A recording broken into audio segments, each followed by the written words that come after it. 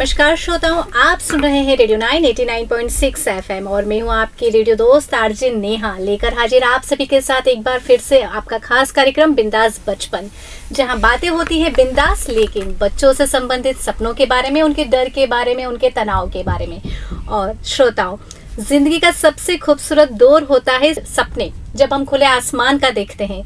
लेकिन आज का बचपन इस पढ़ाई के दौर में कहीं ना कहीं नंबर, परसेंटेज और पढ़ाई के दबाव में दब सा गया है।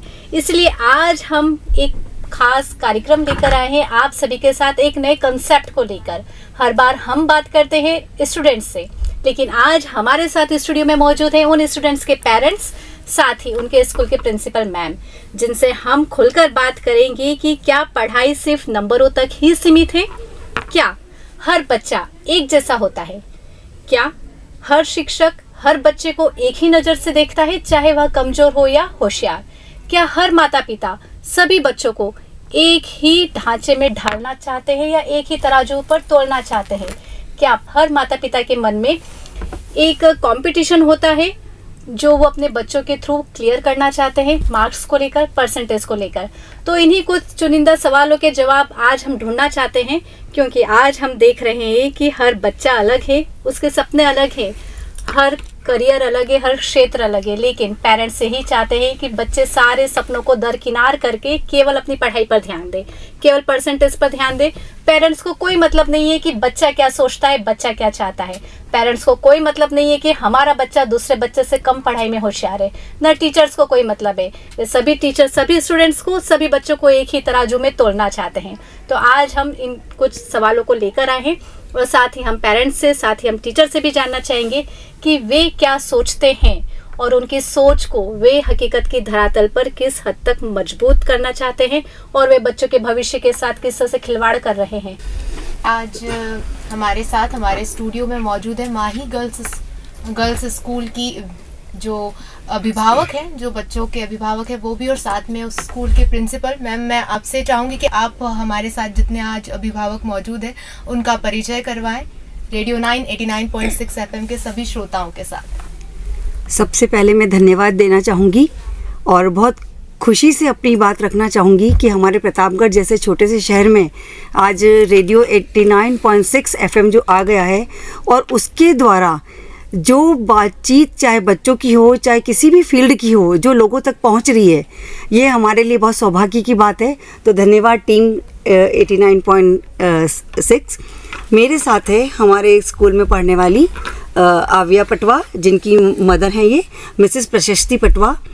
ये हैं मिसेस ज्योति पटवा, हमारे यहाँ इनकी डॉटर पढ़ रही हैं प्रीशी पटवा। ये हैं मिसेस श्वेता पाटीदार, जो कि प्रीशा पाटीदार की मॉम है।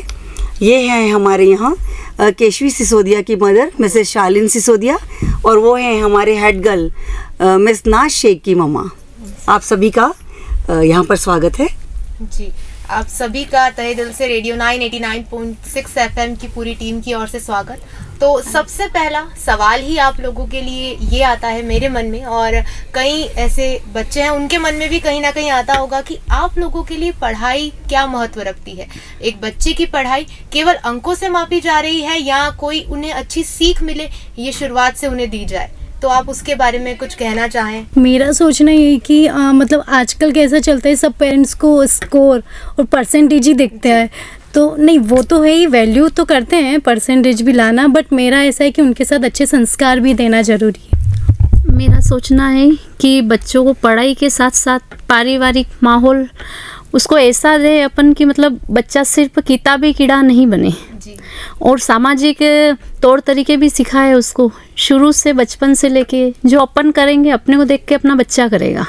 तो इसके लिए अपने को पहले स्वयं को ऐसा घर में माहौल तैयार करना है जिससे कि बच्चा भी पूरी तरह से प्रिपेयर हो जाए। मैं आपसे ये जानना चाहूंगी कि आप ऐसा कौन सा तरीका अपनाती हैं जिससे दूसरे अभिभावक भी सीख सकें कि हम भी हमारे बच्चों के साथ उन्हें शिक्षा देने में ये तरीका अपना सकते हैं, वो हमारे श्रोताओं के साथ अगर आप साझा करें। जी मैम, मेरा ये सोचना है कि बच्चों को प्यार के साथ साथ डांट फटकार भी मिलनी चाहिए। जी। मतलब दोनों तरीके से उसको बैलेंस रखना चाहिए। काफी अच्छा लगा ये जानकर। अब मैम, मैं आपसे जानना चाहूंगी कि आपके लिए शिक्षा का क्या महत्व है? मैम मैं ऐसा सोचती हूँ कि बच्चा जिस एज में है अभी उसमें उस एज का जो नॉलेज उसे होना चाहिए लगभग हर चीज़ से रिलेटेड वो उसको होना चाहिए। अगर पढ़ाई से संबंधित भी हो, अपने कल्चर से संबंधित भी हो और खेलने कूदने से भी संबंधित भी हो। तो आजकल का जो सिलेबस है आप उसके लिए क्या कहना चाहेंगी कि मेरा जो बच्चा अभी पढ़ रहा है क्या उसके लिए वो काफी है या कहीं ज्यादा लोड पड़ रहा है उस सिलेबस का उस पे? वैसे आप उस बारे में क्या कहना चाहेंगी? मैं जैसा सोचती हूँ उस हिसाब से तो सिलेबस वैसे भी बच्चों का ज़्यादा ही रहता है। बच्चे इतना इंटरेस्ट से उसको करना नहीं चाहते क्योंकि ये जो एज रहती है उनको खेल कूद और बाकी एक्टिविटीज़ में ज़्यादा इंटरेस्ट रहता है। तो मेरे हिसाब से तो सिलेबस होना चाहिए पर उनकी एज के हिसाब से जो होना बस वही उतना ही होना चाहिए ताकि बच्चों के ऊपर भी लोड नहीं रहे, पेरेंट्स के ऊपर भी नहीं रहे कि मेरा बच्चा पढ़ रहा है कि नहीं पढ़ रहा है, उसके अच्छे नंबर आ रहे कि नहीं आ रहे, ये नहीं रहे और उसका बचपन भी उससे छीना नहीं जाए। तो जो सिलेबस की बात आई है मैम उस पर मैं आपका कुछ प्रकाश डालें आप और आपके विचार जानना चाहूँगी। मैं एक बहुत ही छोटे से उदाहरण से ये शेयर करना चाहूँगी कि मैं जोधपुर से जिस स्कूल में पढ़कर निकली हूँ UKG तक तो की जो हाफिल एग्ज़ाम थी तब तक तो हमने नोटबुक और पेंसिल देखा ही नहीं था जी। तो और आज का अगर हम दौर देखते हैं तो नर्सरी के पेरेंट्स भी ये देखते हैं कि मेरे बच्चे को 100 तक आ गया क्या, या उसके बच्चे को इतनी कविता आ गई, अभी तक मेरे बच्चे को बस अदबी लिखना नहीं आया या कुछ और। वो हर वक्त कंपैरिजन चलता है। स्पेशली मैंने यहाँ के सिनेरियो में तो देखा है वो स्कूल कैसे चूज़ करते हैं, फला का बच्चा उस स्कूल में पढ़ रहा है उसे 10 तक आ गया और मेरा बच्चा तो अभी तक बोलना ही सीख रहा है। जबकि प्री प्राइमरी सेक्शन तक ये होना चाहिए कि जितना बच्चा देखें, ऑब्जर्व करें और चीज़ों को सीखें, ना कि लिखने में। और लिखना एक्चुअली वो कॉपी ही कर रहे होते हैं, चाहे उनको अंडरस्टैंड ही ना हो रहा हो। यहाँ पे कैसा होमवर्क मिलता है, पूरा पेज 1 लिखने के लिए दे देंगे, आज 1 लिखिए 30 टाइम्स 40 टाइम्स। अब व्हाट इज़ 1 ये तो उन्हें पता ही नहीं होता है। तो बजाय हम उनको खेल कूद से कुछ उनके पास जो हमारे आइटम्स होते हैं उनके थ्रू कंसेप्ट क्लियर करवाएं और बच्चों की एक्टिविटीज़ इस तरह से डिज़ाइन की जाए कि लिखना बहुत बाद में, पहले वो ऑब्जर्व करें, चीज़ों को इमेजिनेशन करें और सीखें कि टीचर सिखाना क्या चाह रहा है। आज अगर हम जापान की स्कूल्स को कंपेयर करते हैं हमारे इंडिया से, वहाँ 6th ग्रेड तक शायद एग्ज़ाम्स ही नहीं होते हैं। तो क्या वो बच्चे सीख नहीं रहे हैं? वो शायद टेक्नोलॉजी वाइज और बाकी अदर चीज़ों में हम देखें हमसे बहुत आगे पहुँच रहे हैं। तो हमारे यहाँ थोड़ा सा सिस्टम हमें ये चेंज करना चाहिए कि बच्चों को थ्रू एक्टिविटीज़ हर तरह के मॉरल्स, इसके साथ साथ एजुकेशन दी जाए इस तरह की कि एक पर्टिकुलर एज आने के बाद उनमें स्वयं ही आने लग जाता है कि अब चीज़ों को किस तरह से अंडरस्टैंड किया जाए। जी, काफ़ी अच्छी जानकारी आपके द्वारा हमें मिली। इस बात को हम और आगे बढ़ाएंगे, लेकिन मैं आगे मैम आपसे जानना चाहूँगी आपका परिचय और शिक्षा को लेकर आपका क्या महत्व है। आप क्या समझती हैं कि बच्चे के लिए शिक्षा कितनी ज़रूरी है और क्या उस तक पहुँचना चाहिए सही उम्र में? नमस्ते, मेरा नाम शालीन सिसोदिया है। शिक्षा तो बहुत अभी बेसिक हो गया। मेरी बेटी अभी सिर्फ 2.5 ईयर्स की है जी। तो वो अभी बहुत ही प्लेफुल और उस वाले फेज़ के अंदर है। तो अगर मैं कहूँ कि उसको शिक्षा देनी है तो ये बहुत हैवी वर्ड हो जाएगा उसके लिए। तो अभी मैं उसको स्कूल इसलिए भेजती हूँ ताकि वो उस एनवायरनमेंट को सीखे कि मुझे बाहर की दुनिया कैसे फेस करनी है। उसको भी एक तरीके का एजुकेशन ही माना जाए रेदर देन कि सिर्फ बुक्स खोल लिया जाए, होमवर्क दे दिया जाए। मैं उन पे इतना फोकस नहीं करती हूँ अभी। और स्कूल के साथ साथ मैं ये मानती हूँ कि मेरा भी उतना ही रोल है उसको ये समझाने के लिए कि आप एक्सेप्ट करो कि आप क्या हो, कि केशवी आप इतने छोटे हो अभी कि आप स्कूल, अब आपका ये फेस आ रहा है तो आप एक्सेप्ट करो कि अब आप बड़े हो रहे हो। उसको हम बच्चे को क्या करते हैं, टीचर को बिल्कुल सौंप देते हैं मेरे अकॉर्डिंग कि अब आप स्कूल जा रहे हो, अब आप टीचर के हो गए हो, अब आप टीचर जाने कि आप कैसे क्या हो रहा है। बट ऐसा नहीं होना चाहिए, अपन को भी उतना ही इम्पोर्टेंस देनी चाहिए उसको। जी, आपने जैसा बताया आपकी बच्ची काफी छोटी है, बहुत छोटी है जी, अभी। तो उसको उठाने में कितनी प्रॉब्लम आती है कि सुबह उठा के उसको डेली स्कूल भेजना है कि अब उसको आदत हो चुकी है उन सब चीजों की? हमने मुझे एज सच कोई प्रॉब्लम नहीं आ रही है अभी उसको सुबह उठाने में, क्योंकि मुझे भी इतनी अच्छी गाइडेंस मिली मेरी मदर इन लॉ से कि हमने उसको, जब हमको स्टार्ट हो गया कि हमें इसको स्कूल भेजना है, तो हमने उसका वो हैबिट बनाना स्टार्ट किया रात को। तो मुझे उसको कुछ नहीं उठाना पड़ता, वो सुबह खुद 7 बजे उठ जाती है क्योंकि वो रात को एनी हाउ 9:30 सो जाती है।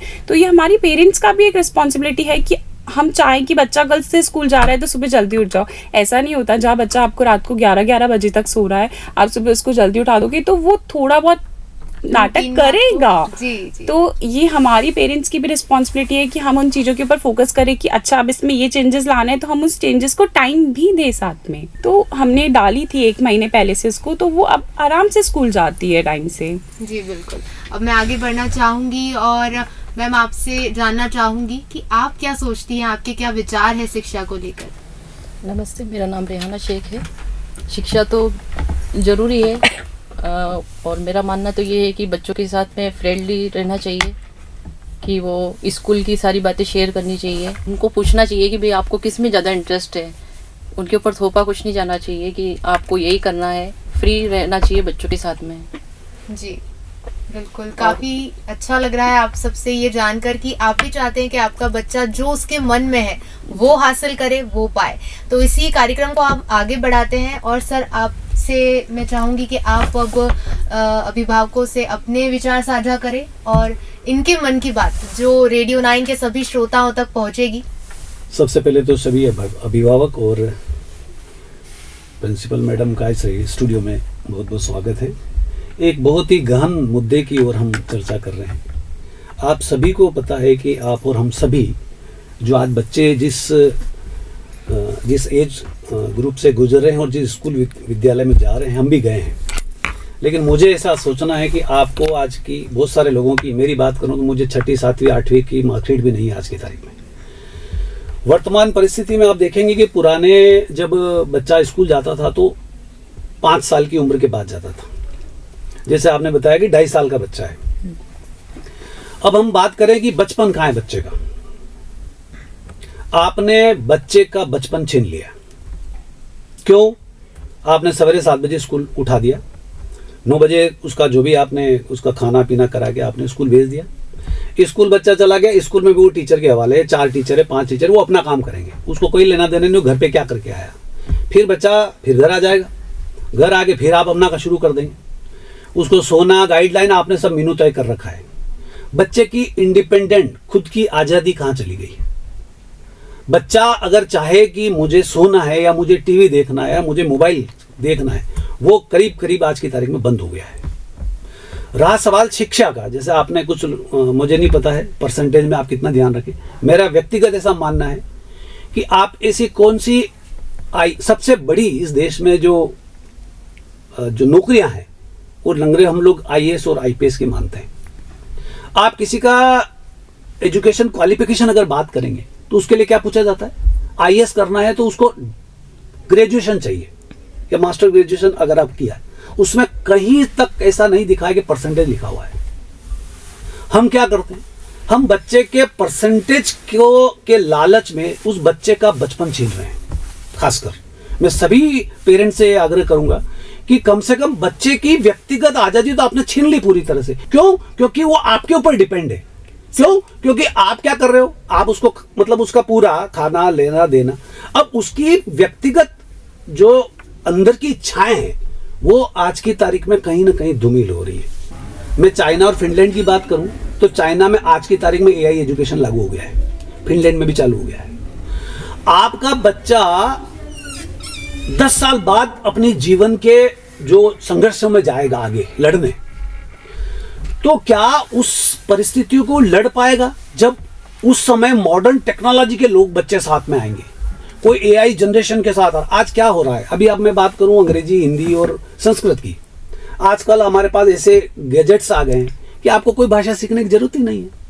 आपने देखा होगा विदेशों में प्रधानमंत्री या जाते हैं, एक बार प्रिंट मीडिया में आ भी गया था कि मैडम वो कुंडल पेन लेके, एक्चुअल में ट्रांसलेटर होता है। आजकल वो काम ही खत्म हो गया है। तो हम बच्चों को तैयार करें हमारे आने वाली जनरेशन के लिए। क्या उसको रोजगार मिल पाएगा इस एजुकेशन पॉलिसी से?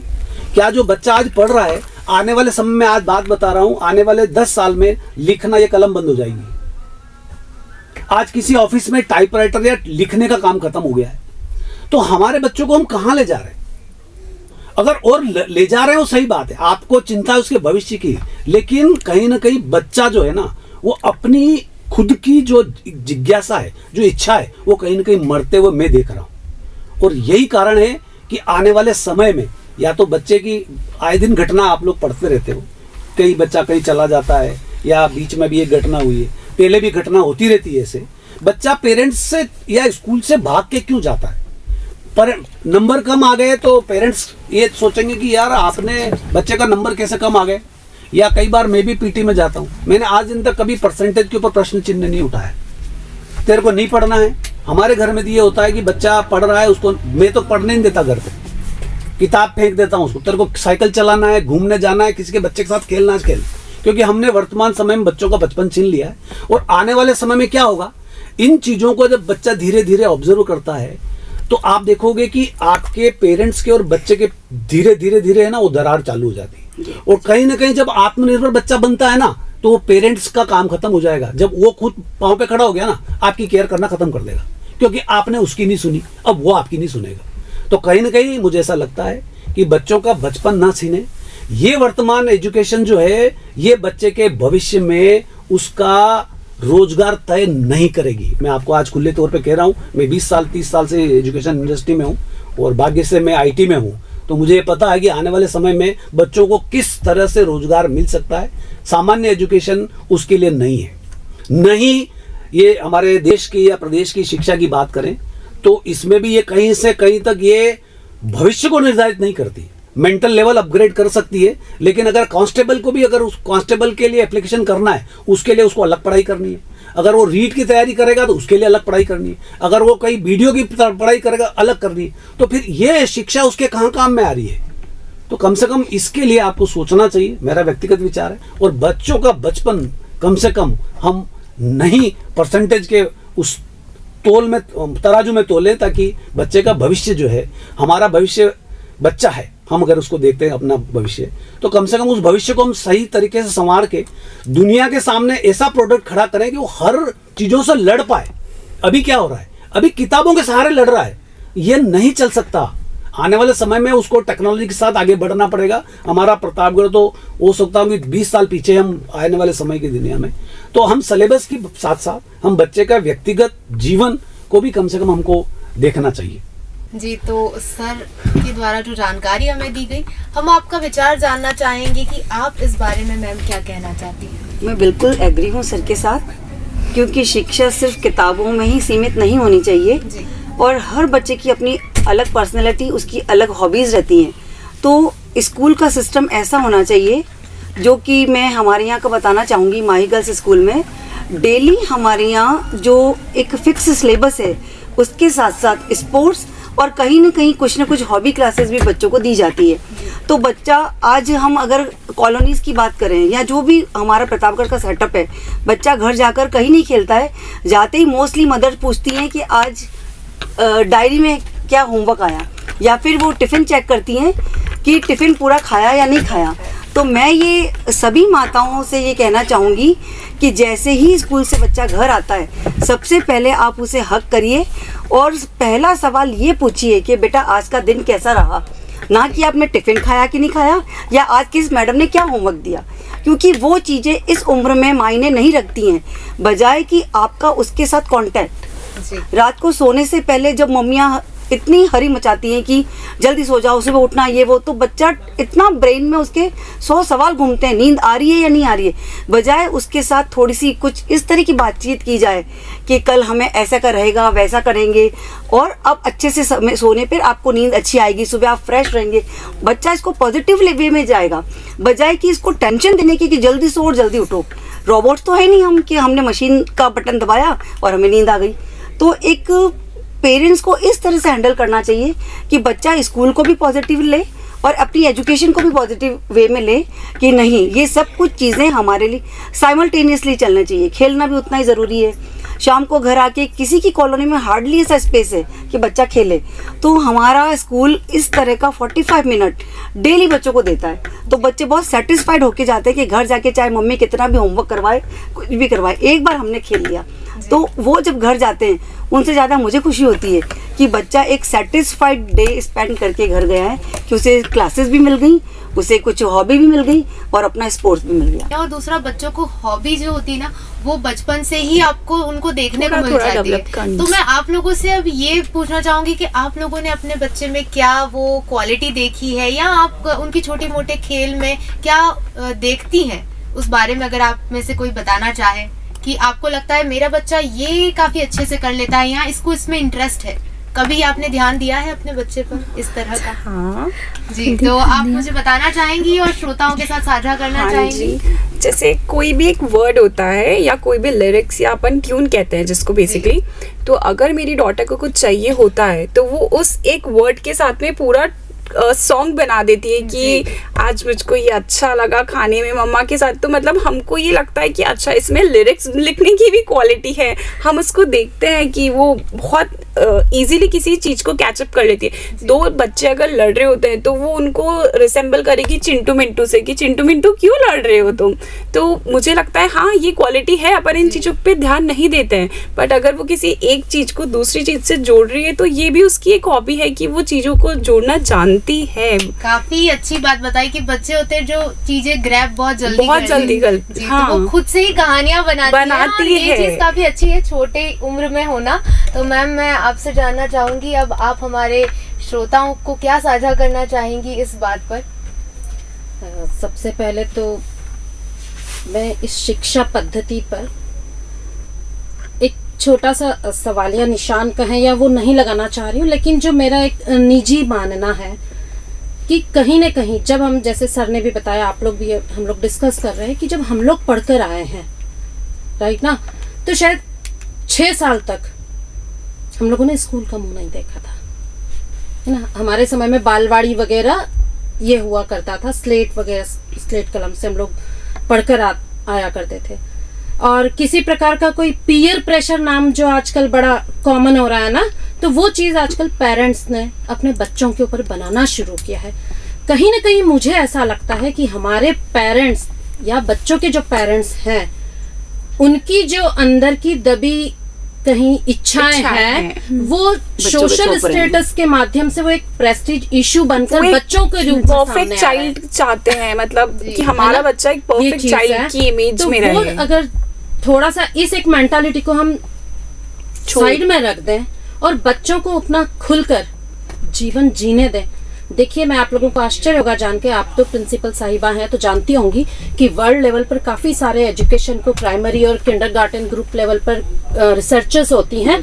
उसमें कहा गया है साइंटिस्ट लोगों के द्वारा कि यदि 5 साल से पहले आपने बच्चे को लिखने की हैबिट डाली तो ये थंब का लिगामेंट डैमेज होता है, और जो लिगामेंट डैमेज होते हैं तो ये सीधा हमारे ब्रेन के डेवलपमेंट को इफेक्ट करते हैं, राइट। ठीक है, तो कहने का मतलब बहुत सीधा सा है कि जो हमारी बेसिक बुनियादी शिक्षा पद्धति थी जो महात्मा गांधी ने बनाई थी, मैं उनको नहीं प्रमोट कर रही, उनकी बहुत अच्छी पॉलिसी को बात कर रही हूँ, राइट, वो हमने नहीं अडॉप्ट की आफ्टर फ्रीडम, जापान ने अडॉप्ट की। इसीलिए जापान का बच्चा, जापान का कल्चर, जापान का ट्रेडिशन बहुत स्ट्रांग है, राइट ना।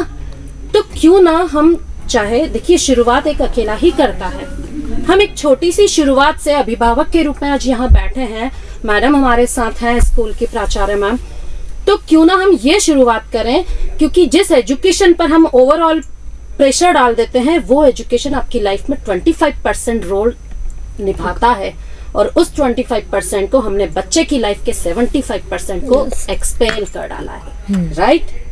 मुझे लगता है आप लोग इस, और ये सारा रिसर्च है, ये सारी एनालिसिस से बड़े बड़े कंट्रीज में हुआ है, और यही सिस्टम से पर्सनली हमारी भी 3 डॉटर्स हैं तो हम उनके ऊपर यही सिस्टम अडॉप्ट करते हैं। नेवर पीयर प्रेशर, हमने कभी उनको पीयर प्रेशर नहीं दिया, हमने कभी उनको कोचिंग नहीं भेजा बच्चों को।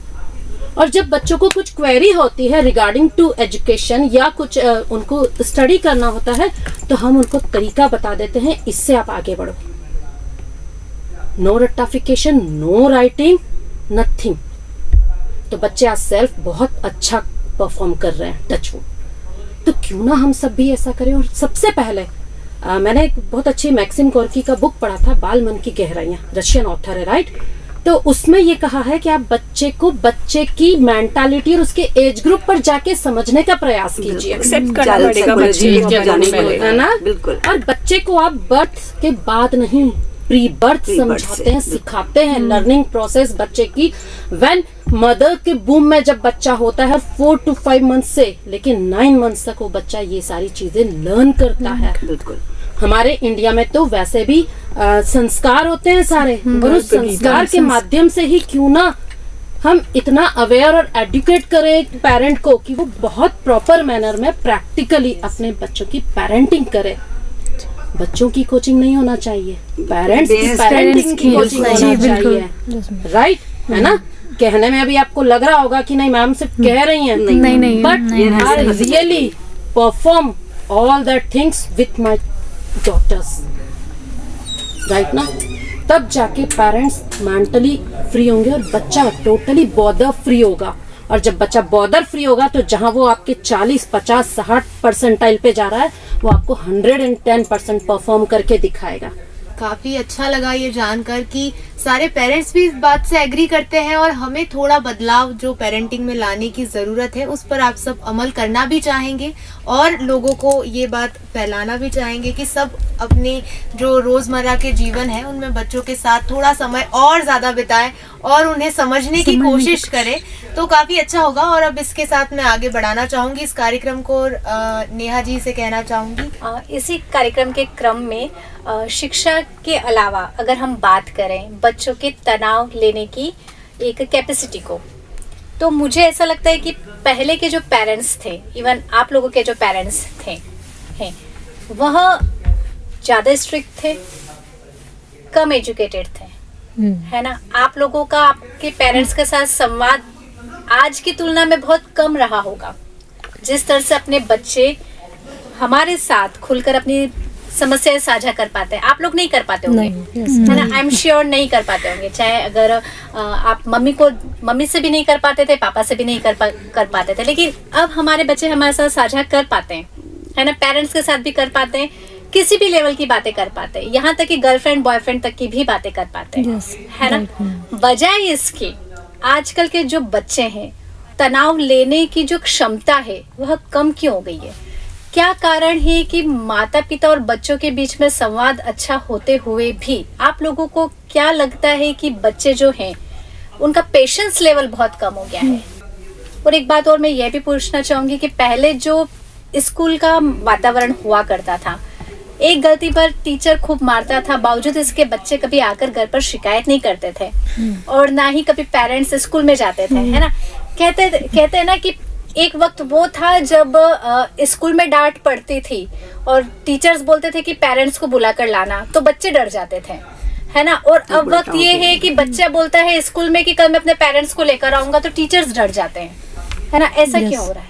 कि जो एक रिस्पेक्ट नाम की चीज है, माता पिता को हर वक्त ये अपने बच्चों को सिखाना होगा कि हमारे अलावा बाहर का जो भी आपसे उम्र में बड़ा है या छोटा, सबसे पहले सबका सम्मान करना सीखें। कोई आपको कुछ कह रहा है तो इतनी टॉलरेंस पावर बच्चों में होनी चाहिए कि उसने कहा है उसे सुने और शांत रह के पहले एनालिसिस करें कि फलाने मुझे ये क्यों कहा है। पहले पड़ोसी भी हमारे माता पिता के समान होते थे, वो डांटने का हक रखते थे।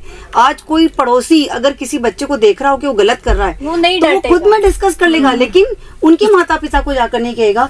और यही रीजन है कि बच्चे जो गलत स्टेप उठा रहे हैं, दुनिया को पता होता है कि फला का बच्चा गलत कर रहा है, लेकिन वो अपने तक ही सीमित रखते हैं। काश सोसाइटी में इतना वापस पहले जैसा सामंजस्य बन जाए कि आज मैं किसी को देख रही हूँ तो उनके परिवार तक ये बात पहुंचा सकूं, ताकि वो अपने बच्चों को इस गलती के बारे में आगाह कर सके, उनके सामने बातचीत कर सकें कि बेटा क्या चल रहा है आपके साथ। लेकिन सब इतने सेल्फिश हो चुके हैं या कोई किसी की इंटरफेयर नहीं करना चाहता आजकल, जिस तरह का माहौल हो गया। प्रतापगढ़ तो फिर छोटा है, हम मोहल्ले कॉलोनीज में लोग आसपास बात कर रहे हैं, हम मेट्रोज में देखें, सोसाइटी में पता ही नहीं है कि नेक्स्ट फ्लैट नंबर जो है उसमें रह कौन रहा है, अब पास में बच्चा क्या कर रहा है, कौन आ रहा जा रहा है, किसी को लेना देना नहीं। और पुराने जमाने में जब दादियाँ नानियाँ घर के चौराहे बाहर बैठी होती थी तो अड़ोस पड़ोस के बच्चे भी घबराते थे कि कोई गलत अगर हमारे पास आ रहा है तो इनको पता रह जाएगा और ये हमारे घर में इन्फॉर्म कर देंगे। और इसी बात में आप लोगों को एक रीजन ये लगता है बच्चों का कि बच्चों को आजकल ना सुनने की आदत नहीं है। ना सुनने टॉलरेंस पावर ही नहीं है कि किसी ने कुछ कहा है तो क्यों कहा है? अगर किसी के कहने की बात भी अगर मैम अगर अपन अलग रखते हैं, और दूसरा आजकल बच्चों को जो हर उनकी इच्छा पूरी की जा रही है। पेरेंट्स सोचते हैं कि हमको हमारे बचपन में ये नहीं मिला तो आज मैं सक्षम हूँ तो मैं अपने बच्चे को ये दे सकता हूँ, पर इस वजह से बचपन से ही बच्चों के दिमाग में होता है कि मुझे कभी ना नहीं सुनना, आप मुझे ये चीज चाहिए, आज नहीं मैं कल रोऊंगा, आप लाके देना। और पेरेंट्स कहीं ना कहीं इस चीज में थोड़े हल्के हो जाते हैं। हमारे समय में हमारे सबसे बड़ा पेरेंट्स हमारे पेरेंट्स की जल्दी नहीं मानते थे, नहीं मतलब नहीं, ना का मतलब ना होता था। और आज बच्चा नहीं एग्री करता अगर पेरेंट्स ना बोलते भी हैं। तो इस बारे में आप क्या कहना चाहेंगे कि बच्चों को किस तरह से सिखाया जाए कि कभी कभी पेरेंट्स की ना भी सुननी चाहिए, उसमें आप ही का हित है? इस बारे में मैम आप क्या कहना चाहेंगे? बच्चों जैसे ना बच्चे ने कोई चीज़ बोली और हमें पेरेंट्स को लगता है कि वो ना उसमें नहीं करना है, हम बच्चों को ना बोलना है, तो हमें पेरेंट्स को भी जल्दी से रिएक्ट करनी, नहीं ऐसा नहीं होगा, ऐसे थोपना नहीं। आजकल के बच्चे फैक्ट पे बात करते हैं। पहले समय में हमको कह देते थे ये नहीं करना तो हम नहीं सोचते थे ठीक है नहीं करना तो हम नहीं करेंगे। लेकिन आजकल बच्चे नहीं करना, क्यों नहीं करना, क्यों का रीजन जो सही रीजन है एज एन पेरेंट्स आप लोगों को उनको बताना जरूरी हो जाता है आज के समय में। तो अब मैं आप लोगों से ये जानना चाहूंगी, आप अपने बच्चे के साथ कितना समय बिताते हैं, या आपका बच्चा घर के बड़ों के साथ कितना समय बिताता है? बस स्कूल से आने के बाद आप दे पाती हैं उन्हें पूरा समय अपना? हाँ, घंटा भर तो उनके खाने पीने का और सब। मेरी बेटी तो एक्चुअली स्कूल से आते ही डायरेक्ट मेरे से पूछती मम्मा कैसे हो आप, तबीयत कैसी है आपकी, डेली पूछती हूँ मेरे से। और मैं उससे यही बोलती, पहले हक करती हूँ मैं यही पूछती हूँ आज का दिन कैसा रहा बेटा आपका। और कोई अपने विचार साझा करना चाहे इस बारे में? मुझे एक चीज़ और लगती है, पहले ज़माने में क्या रहता, जॉइंट फैमिलीज रहती थी, तो बच्चे मतलब छोटे बच्चे रहते तो वो अपने पेरेंट्स मम्मी पापा को देख के ही सीख लेते थे कि बड़ों का कैसे रेस्पेक्ट करना है, बच्चों बड़ों के सामने क्या बात नहीं करनी है, कैसे बोलना है, मतलब वो सब उनको ऑब्जर्व करके ऑटोमेटिक आ जाता था। आजकल फैमिलीज बहुत छोटी हो गई है। तो इसका यही सार निकलता है कि आप समय मिले तो अपने बच्चों को अपने घर के बड़े बुजुर्गों के साथ समय बिताने दे और उनके पास ले जाए। छुट्टियों में घूमने भी जाना हो तो बड़ों को भी साथ लेकर जाए। नोएडा का एक इंसिडेंट जी मैम, जो पीटीएम में जो कि नॉर्मल स्कूल्स और बड़ी स्कूल्स में तो बहुत ज्यादा होता है कि वो तुरंत पेरेंट्स के ऊपर अटैक करते हैं कि आपके बच्चे ने इसमें कमजोरी है उसमें कमजोरी है। तो नोएडा के एक स्कूल का इंसिडेंट है कि मदर ने कहा कि मैडम आपने सब कुछ बता दिया कि मेरा बच्चा कहाँ कहाँ कमज़ोर है, लेकिन मैं बहुत खुश हूँ कि मेरा बच्चा पूरी क्लास में सबसे बेस्ट ड्राइंग बनाता है। मैं खुद सेटिस्फाइड हूँ मेरे बच्चे से। जरूरी नहीं है कि वो मैथ्स में भी 100 लाए, इंग्लिश में भी लाए, मेरा बच्चा जो कर रहा है क्या आपने उसको नोटिस किया? तो टीचर्स और पेरेंट्स दोनों को मिलकर ही बच्चे को देखना है, ना कि सिर्फ उसको मार्क्स कितने आए। कई बच्चा बना हुआ बिल्कुल सैंडविच का आलू बना है बच्चा, घर से पेरेंट्स का प्रेशर, स्कूल से वर्क और टीचर्स का प्रेशर, तो वो अपनी लाइफ जो मौलिक उसका जीवन है वो पता नहीं कहीं पीछे मैम जो एकेडमिक ये प्राइज वगैरह डिस्ट्रीब्यूशन का तो होता है, तो हमने हमारे स्कूल में ये स्टार्ट कर रखा है कि जो बच्चा थ्रू आउट द सेशन बिल्कुल नीट एंड क्लीन साफ सुथरा आता है उसको भी प्राइज जाएगा, जबकि वो एकेडमिक्स में बैक बेंचर्स है। कोई बच्चा है जो हर वक्त सबकी हेल्प करता है तो उसको हेल्पिंग स्टूडेंट का अवार्ड जाएगा। पेरेंट्स इतना खुश हुए मैम, पर्सनली मुझसे लास्ट ईयर मिले कि मैम रिपोर्ट कार्ड में तो मार्क्स ही नहीं और आप उसको वहाँ आगे बुला रहे हो। मैंने कहा आप ये देखो कि वो बच्चा कितना खुश हुआ कि उसको पता है कि मुझे फर्स्ट सेकंड थर्ड नहीं आ पाता हूँ मैं, तो मैं उस लाइन में कभी खड़ा नहीं होऊंगा, लेकिन मैं हमेशा हर वक्त सबकी हेल्प करता हूँ। तो ये मेरी भी तो तारीफ है, क्वालिटी है मेरी ये। तो पेरेंट्स को लगा कि नहीं मैम, अगर आप 10 से 12 इस तरह के बच्चे भी चुनते हो तो दूसरों में ये मोटिवेशन आता है। नेक्स्ट ईयर से मैं भी बिल्कुल नीट एंड क्लीन जाऊँगा, अप टू डेट रहूँगा, मेरे हेयर ऑयल रहेंगे, प्रॉपर अपना शूज़ क्लीन रहेगा, तो बच्चों में अपना हाइजीन, अपनी क्लीनलीनेस, हर तरह की चीज़ें डेवलप होती हैं। बच्चों में कंपेयर भी होना नहीं चाहिए, क्योंकि बिल्कुल सब नहीं। बच्चों में अपनी एक अपनी जैसा नहीं होता एबिलिटी है। है। कोई किसी में होशियार है, कोई ना मार्क्स अच्छे ला रहा है तो कोई किसी और में होशियार होगा। मुझे ये ऐसा शुरुआत घर से ही होती है। हाँ, Parents करते हैं, पेरेंट्स compare करते हैं। बच्चों में जब उसका ये बच्चा चीज़ तो वैसा है। नहीं करना और चाहिए। आपके बच्चों से हाँ खुद सही के कहती है, तो पेरेंट्स की बड़ी है। बहन से सीखो, मायने छोटी हाँ। बहन से सीखो। हाँ। एक दूसरे से डिफरेंट होगा। और हर बच्चा हर चीज में योग्य नहीं और है। मेरे को एक चीज और लगती है कि मतलब बच्चे को जो माँ, जैसे एग्जांपल मैं मदर हूँ तो मैं समझ रही हूँ कि बच्चे की फीलिंग्स और ये सब कि ये सही है गलत, साथ में ना फैमिली सपोर्ट भी होना चाहिए, तो आगे जाके मतलब हम पूरा उसको कर पाएंगे। नहीं तो कोई और नहीं family तो उसको ये फैमिली बिल्कुल, में बिल्कुल। किसी और को ये इश्यू है कि नहीं ऐसे नहीं हो, वो उनका कहेगा मेरा मतलब वो मतलब बैठ नहीं पाता, फिर तालमेल नहीं बैठता, तो वो बच्चे तक सही नहीं मतलब पहुंच। आपसी समझ, हाँ, मैच्योरिटी यदि ये पेरेंट में और फैमिली में Family है। तो बच्चा वैसे ही तराशा हुआ बने। हाँ, एक बच्चा पूरे परिवार की जिम्मेदारी है, हाँ। ना कि अकेली माँ या पिता की। बिल्कुल सही बात है। पेरेंट्स होने के नाते हमें भी ये चाहिए कि हर बच्चा हर चीज में योग्य नहीं रहता है, तो उसकी ये एक्सेप्टेंस जो बहुत जरूरी बहुत है। जरूरी है, हाँ। ये घर से ही शुरू होता है और ये चीज़ गलत है। और पेरेंट्स ही मतलब जितना बच्चे को समझ पाएंगे ना मेरे बच्चे के अंदर क्या एबिलिटी है, क्या क्वालिटी दूसरा नहीं है, है। दूसरा और कोई नहीं समझ पाएगा। सिर्फ पेरेंट्स ही जितना समझ उसको डीपली समझ पाएंगे उस चीज को, उसके अलावा कोई नहीं समझ पाएगा। बिल्कुल। तो मैडम लास्ट रिमार्क लेके एक छोटा सा उदाहरण आपको मैं शेयर करूंगा। सुब्रत राय का नाम किस किसने सुना है? जी सबने सुना है क्या? एक जमाने में देश की राजनीति, बॉलीवुड इंडस्ट्री और क्रिकेट जो बड़ा खेल है हमारा, उस पर बड़ा दबदबा होता था। और उसकी स्टोरी शायद आपने नहीं सुनी तो मैं छोटा सा शेयर कर देता हूँ। उसके 2 बेटे थे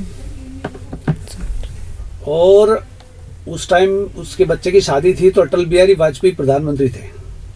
उनके घुटनों से चला नहीं जा रहा था, तब भी उसकी शादी में गए थे। और शायद अभी 2-3 साल पहले उसकी डेथ हुई है।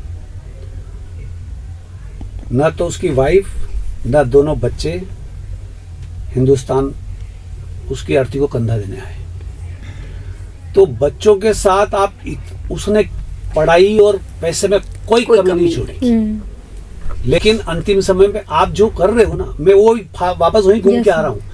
बच्चा क्या है? बच्चा अभी आपके आश्रय है, आप जो बोलोगे वो सहन कर लेगा।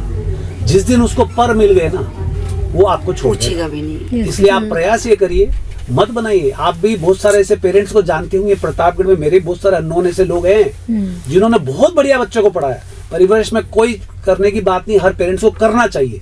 लेकिन जो बाहर चला गया विदेश, वो यहाँ आना नहीं चाहता। उन्होंने कहा कि आप मेरे को आना ही नहीं है। वो पेरेंट्स और पति पत्नी दोनों यहाँ रह रहे हैं, वो वहाँ रह रहा है, ये हाथ से खाना बना रहे हैं, वो बैठे। तो ऐसी चीजें करके क्या करना चाहते हो आप? वृद्धाश्रम तक की स्थिति आ जाती है। बहुत सारे लोगों को देखा है। ना उनकी ऐसी बॉन्डिंग है कि वो पेरेंट्स को अपने साथ ले जाए, वो क्योंकि कारण उनको क्या है? फ्रीडम चाहिए वो सर। कारण सिर्फ इतना सा है कि अभी जो वर्तमान स्थिति है, ये गैप जो है ना, ये गैप धीरे धीरे धीरे धीरे धीरे धीरे बड़ा होता जाता है। अरे आप उसकी इच्छाएं पूछोगे तो आपको जब जरूरत रहेगा तो आपकी इच्छाएं पूछ लेगा। यस ये तो गिव एंड टेक वाला है ना, एक्शन का रिएक्शन होना ही है, वो तो होना ये तो ही है। विज्ञान है। आप गलत करोगे तो आपको सही मिलेगा नहीं। सही है। तो अपना प्रयास ये है कि कम से कम पेरेंट्स लोग प्रयास करें, आज का बचपन बच्चे के साथ न छीने। बचपन उसको जैसे जीना है, मैं फिर बता रहा हूँ आपको, मेरा तो व्यक्तिगत ऐसा मानना है। 10वीं की मार्कशीट लोग केवल जन्म तारीख देखने काम में आती है आज भी, चाहे वो 1905 का डिस्टिंक्शन का गोल्ड मेडल हो। तो आप बच्चों के ऊपर क्या कर लोगे 100% बना के? क्यों उसका बचपन छीनना चाह रहे हैं हम? तो मैं आप सभी से एक संदेश चाहूंगी, जो हमारी रेडियो 89.6 FM के सभी श्रोताओं के लिए, और जो दूसरे पेरेंट्स आपको सुन रहे हैं या कहीं छोटे बच्चों की बात वो उन तक भी पहुंच रही होगी, तो उनके लिए प्यारा सा संदेश आपकी ओर से। मैं सभी माता पिता से ये निवेदन करना चाहूँगी कि सर ने जो कहा कि बच्चों का बचपन ना छीने, तो वास्तव में एटलीस्ट किंडरगार्टन एज तक तो उन्हें बुक, होमवर्क, क्लासवर्क क्या होता है, इन सब चीज़ों से परे रहकर एक आज़ाद बचपन, आज़ाद ज़िंदगी जो होती है, सही मायने में उन्हें खेलने दें और अपने आप को डेवलप करने दें, कुछ खेलों के थ्रू, ना कि किताबों के थ्रू। पेरेंट्स को पढ़ाई के साथ साथ मतलब बच्चों को अच्छे संस्कार, हमारी जो लोकल चीज़ें होती है वो सब भी बच्चों में खेलकूद और ये सब भी ज़रूरी है, तो छोटी एज में तो मैं चाहती हूँ कि बच्चे खुलकर जिए जो उनकी इच्छा है, और सबसे इम्पोर्टेंट बच्चों की भावनाओं को समझे पेरेंट्स, तो बच्चा खुलकर भी रहेगा और पेरेंट्स भी बच्चों को अच्छे से समझे।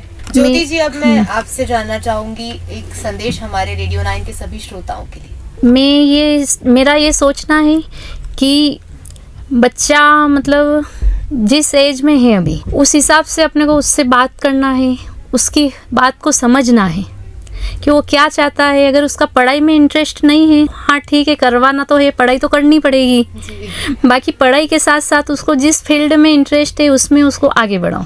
तो श्वेता जी, अब मैं आपसे जानना चाहूंगी एक प्यारा सा संदेश हमारे सभी रेडियो 9 के श्रोताओं के लिए।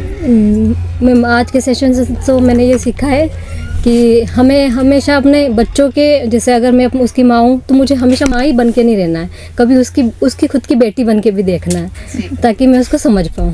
काफी अच्छी बात ये लगी, और दूसरे पेरेंट्स भी उसी तरह से एक सहेली के रूप में बच्चों के साथ रहे तो ऐसा है कि बच्चों में जो कमी है कि आजकल बच्चे जिस तरह से चिड़चिड़े होते जा रहे हैं, ये सब जो हो रहा है ये कम हो जाए। काफी अच्छा लगा ये जान के। तो शालीन जी, मैं अब आपसे एक संदेश चाहूंगी जो हमारे रेडियो 9 के सभी श्रोताओं के लिए होगा। मैं सारे व्यूअर्स और पेरेंट्स को ये बोलना चाहती हूँ कि अपने बच्चों को ये ना बोलो कि आपको दुनिया में बेस्ट बनना है, उनको ये बोलो कि आप वो करो जिसमें आप बेस्ट हो, जो आपके लिए बेस्ट हो, और आप जो बेस्ट दे सकते हो बस उतना ही। ये नहीं कि you have to be the best in the world, ये सब नहीं करना है, उनको प्रेशर बिल्कुल नहीं देना है, बस वो करिए जिनमें वो खुश है और वो अपने आप ही सब कुछ अच्छा कर लेंगे फिर। जी, काफी अच्छा लगा जानकर। अब मैं आगे बढ़ना चाहूंगी, और रेहाना जी, अब मैं आपसे जानना चाहूंगी कि आप हमारे रेडियो 9 के श्रोताओं को क्या संदेश पहुंचाना चाहती हैं। पहले जब हम छोटे थे तो बहुत सारी चीज़ें कहानियों से और दादी नानी के पास बैठ के बहुत सारी चीज़ें सीख लिया करते थे, लेकिन अभी टेक्नोलॉजी काफ़ी बढ़ चुकी है, तो बच्चों को जिस चीज़ में वो इंटरेस्ट लेते हैं उनके अकॉर्डिंग अपने को भी चलना है और उनके फ्रेंड बन के रहना है, ताकि वो किसी और तरफ उनका माइंड नहीं जाए। जी बिल्कुल, काफ़ी अच्छा लगा आज आप सबसे बात करके। आप सबने अपने मन की वो बात है जो रेडियो 9 के सभी श्रोताओं तक पहुंचाई। और नेहा जी, मैं चाहूंगी कि आप हमारे रेडियो 9 के इस खास कार्यक्रम से जो निष्कर्ष निकल के आया है उसके बारे में हमारे श्रोताओं तक कुछ बात साझा करें। बिल्कुल, इस कार्यक्रम के अंत में बिंदास बचपन कार्यक्रम के माध्यम से मैं यहाँ उपस्थित सभी पेरेंट्स और जो टीचर्स हमें सुन रहे हैं उन तक मैं एक ही संदेश पहुँचाना चाहूँगी कि हर 2 दिन में या 3 दिन में एक बात आप अपने बच्चों के साथ जरूर साझा करें कि बेटा, अगर तुझसे कोई भी गलती हो जाए तो तू हमारे साथ बेझिझक साझा कर, चाहे वे टीचर्स हो चाहे पेरेंट्स हो। एक बात आप उन्हें हमेशा बताएं कि इस दुनिया में माँ बाप के अलावा ऐसा कोई भी व्यक्ति नहीं है, ना होगा, जो तुम्हें उस मुसीबत से बचा पाएगा। इसीलिए नो मैटर आप क्या गलती करते हैं, क्योंकि वे जिस उम्र में हैं और आज के समय में जो मोबाइल का ज़माना है, इंटरनेट का ज़माना है, मैं एक बात कहना चाहूँगी कि जो बड़े बड़े अधिकारी लोग हैं ना, IAS IPS तक इन जाल में फंस जाते हैं। वो चाहे साइबर क्राइम हो या अपने पिक्स सेंडिंग करने के काम हो, कोई भी काम हो, गेम खेलने में पैसा गंवाने का काम हो, कोई भी काम हो, बड़े बड़े एजुकेटेड पर्सन, यहाँ तक कि बैंक में जॉब करने वाले व्यक्ति भी फंस जाते हैं, यह जानते हुए कि बैंक आपको साफ शब्दों में कहता है कि बैंक आपसे कभी भी आपकी कोई भी डिटेलिंग नहीं मांगता है, आप उन्हें फ़ोन पर साझा ना करें। पुलिस अधिकारी जो IPS ऑफिसर्स होते हैं वो तक आपको बताते हैं कि कभी भी कोई भी पुलिस आपको या जो भी सरकारी एजेंसीज हैं आपको कभी भी डिजिटल अरेस्ट नहीं करती है। डिजिटल अरेस्ट जैसी कोई चीज़ होती नहीं है। बावजूद इसके आप स्टडी करिएगा कि पढ़े लिखे IPS retired officer, IAS retired officer तक इस जो स्कैम होता है उसके जाल में फंस जाते हैं। तो जहाँ तक मोबाइल का ज़माना है, जहाँ पर साइबर क्राइम का ज़माना है, आप ये मान के चलिए कि कहीं ना कहीं आपके बच्चे कोई ना कोई गलती जरूर करेंगे या कर सकते हैं। और जिस तरीके से आज का ज़माना जो फास्ट भाग रहा है ना, उसमें भी कहीं ना कहीं संभावना है कि आपके बच्चे कहीं ना कहीं कोई ना कोई गलती कर दें। तो एक बात आप अपने बच्चों के साथ ज़रूर साझा करें कि ज़िंदगी में आपके साथ चाहे कोई भी गलती हो जाए, कितनी भी बड़ी गलती हो जाए, आप हमसे बेझिझक साझा करें, क्योंकि दुनिया में आपके माँ बाप के अलावा ऐसा कोई भी व्यक्ति नहीं होगा जो आपको सुन पाएगा और आपको उस मुसीबत से बचा पाएगा।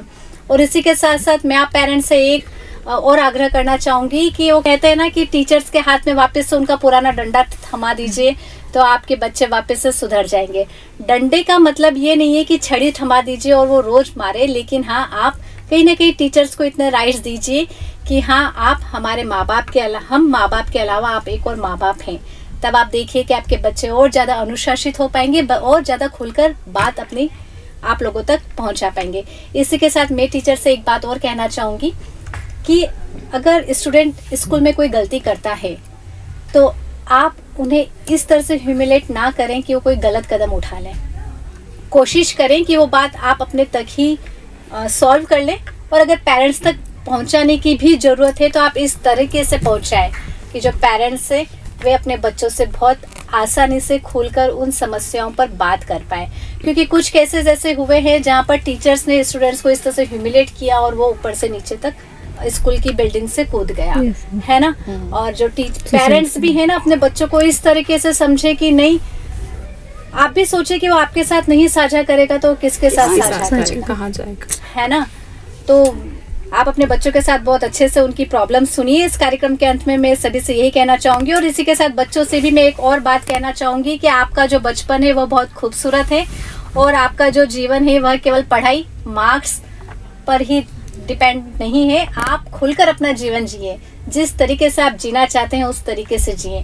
बस कोशिश करें कि आप अपनी हर बात, अपनी हर समस्या अपने माँ बाप के साथ साझा कर पाए। इस कार्यक्रम के समापन की ओर बढ़ती हूँ, और आज की इस खूबसूरत बातचीत से हमने एक बात जरूर सीखी कि बचपनों को नंबर से नहीं और केवल मुस्कान से नापा जाना चाहिए। बच्चों का भविष्य सिर्फ मार्क्स, परसेंटेज या किसी भी एक परीक्षा से तय नहीं होता है। उनका आत्मविश्वास, उनकी रुचियां और उनका खुश रहना भी उतना ही जरूरी है। हर बच्चा अपने आप में यूनिक होता है ना। एक बच्चे को हम दूसरे बच्चे से कंपेयर ना करें। और आज माही स्कूल की शिक्षिका और हमारे साथ जुड़े माता पिता ने बहुत ही सच्ची और जमीनी बातें हमारे साथ साझा की। इन बातों से यही संदेश मिलता है कि अगर शिक्षक और माता पिता एक दूसरे का साथ दे तो बच्चों का वर्तमान और भविष्य दोनों निखर कर सामने आ सकते हैं। श्रोताओं, हर बच्चा अलग है, हर बच्चे का डर अलग है, हर बच्चे की चिंता अलग है। तो आप उनसे सवाल करें, उनके सवालों का जवाब दें और उन्हें आप हौसला दें। मुस्कुराते हुए आगे बढ़ने दें, इसी उम्मीद के साथ आज के इस बिंदास बचपन को हम यही विराम देते हैं। तो श्रोताओं, मैं हूँ आरजे नेहा, और अपनी रेडियो 89.6 FM की समस्त टीम की ओर से मैं बहुत बहुत आभार प्रकट करती हूँ यहाँ पर पधारे हुए सभी माताओं का और शिक्षिका का, जिन्होंने अपनी बहुत महत्वपूर्ण बातें हमारे साथ साझा की। मैं बिल्कुल उम्मीद करती हूँ कि जो बातें आप लोगों ने साझा की और जो बातें आप लोगों ने सुनी, उन्हें आप अपने जीवन में जरूर उतारने की कोशिश करेंगे। धन्यवाद। अनुगच्छतु प्रवाह।